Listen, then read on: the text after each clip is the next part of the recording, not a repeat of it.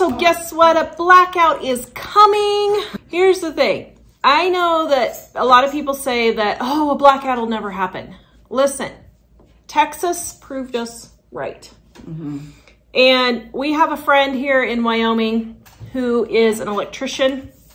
And I asked him, I said, okay, I said, I keep seeing all these preppers talking about a blackout happening. What are the chances of a blackout actually happening? And he said, it's imminent. Yeah. It is absolutely imminent. He does solar panels for people now, and a lot of people are putting up solar panels for grid. He said, that's not going to power your whole house, but it'll give you something to keep you going. And he said, I'm just shocked at how many people don't want to get a wood stove or something like that for a blackout. And so we're going to talk about today, could you survive a blackout? What do you need to survive a blackout if you don't have power for 2-3 weeks or several months? What are you going to do? All right, number one, a few things just to have on hand because you're not going to have power to keep track of these regular things. Calendars.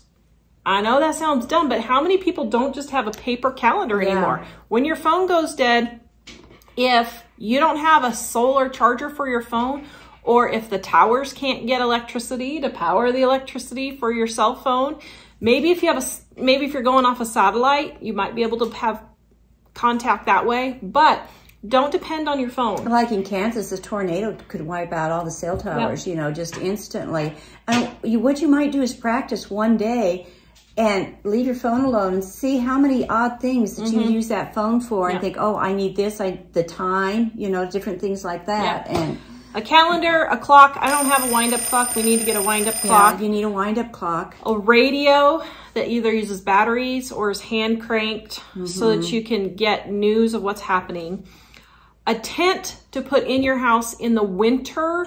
You can shelter in that tent and your bodies will keep each other warm in the tent. I keep a tent in my car because I think even like with a tornado, if I lose my house and I had to just find a spot to stay the night or something, I would have a tent I could put out, you know, someplace in a park or someplace for temporary. Blankets to go with the tent, blankets to hang up on windows, doors to keep out drafts, stairwells to keep drafts. You want to concentrate in the winter, you want to concentrate into the smallest room possible. Another thing too is if it's just the electricity going out type of thing, I didn't realize this, but my gas hot water heater was in the basement and my furnace, they both had pilot lights and they were in a little tiny small room in the basement. That room stayed warm just with those two little pilot lights. I couldn't believe it. I shut the door on that room and I took and stored all my plants in there because I didn't want them to all freeze and lose all my plants, and they stayed fine. Water. Guys, if there's a blackout, the water company is not going to be able to have pumps to pump water to your house. So make sure you have some water on hand. And if you store it outside and it's cold, make sure you have a way to defrost it or be prepared to defrost it if it's outside or something like that. And even like when I lost the water at my house one time, I was by myself. And you've got to think of this. I had all my water stored down in the basement and I had it in small enough containers that I could carry it up by myself to use upstairs, you know. Think all this stuff through. Ramen noodles. What? Listen, you need some easy, no-cook food. You can eat ramen noodles straight out of the packet. They're lightweight to carry. They're filling. Something like that. Easy, dried beef jerky, dried fruits, those kinds of things that are easy to do. An alternate heat source. Listen, if your house does not have a wood burning stove and you live in a winter climate that has winter, I would really suggest getting a wood stove. And I would have more than one heat source if you can. have like a generator maybe for temporary. I definitely have a wood burning stove if possible. Yeah. But if you can't have the wood burning stove, you need to have 1 or 2 different types of heat source. Get propane if you can, or something like that. But figure out what you're going to do. Like Mom got a new house and it didn't have a wood stove, so she's getting a wood stove. Mike and I have been looking at our house trying to figure out where we could put a wood stove because we're in Wyoming. But, and two, this doesn't have to, you say, well, this is going to cost a lot of money and that type of thing. I'm getting a wood burning stove. We live close enough to each other that as long as one of us had a wood burning stove, we're fine. I made arrangements when I lived in Wichita with my neighbor. I didn't have a wood burning stove at that time. Yeah.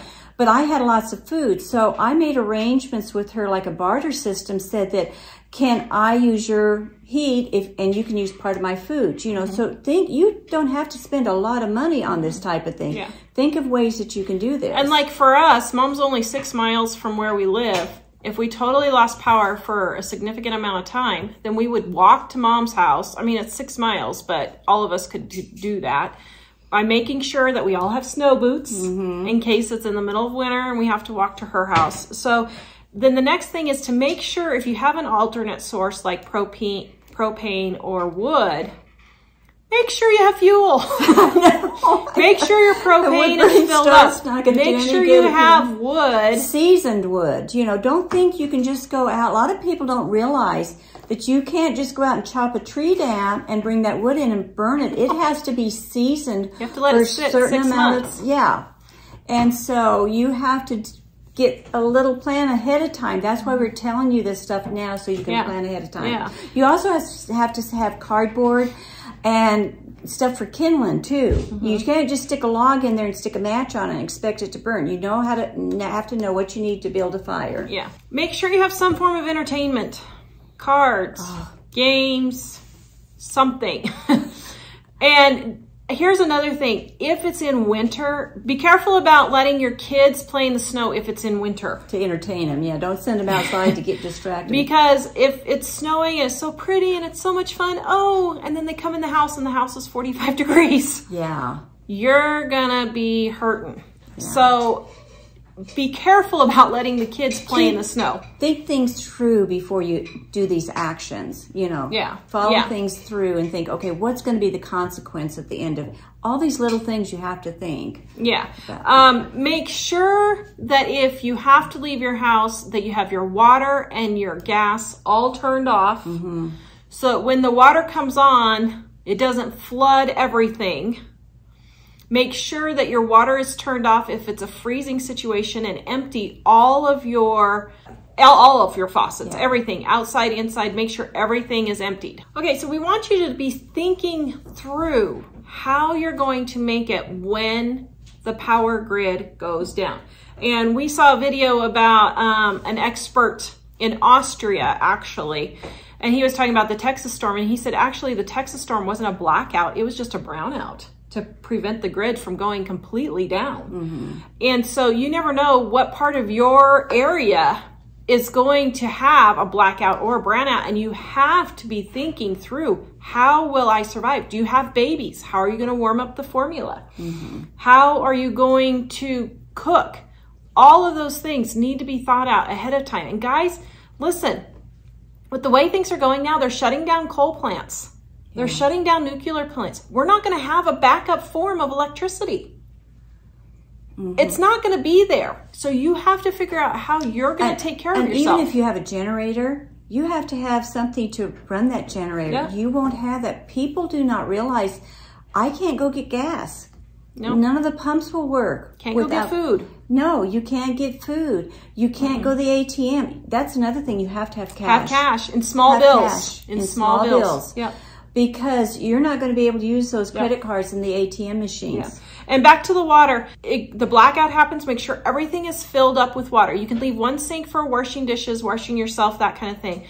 But fill every sink, every crock pot, every bathtub, every pitcher, every gallon bucket. The absolute second you hear that there's even a possible blackout happening, do it ahead of time. Because like when we had our floods in Colorado, we had warning.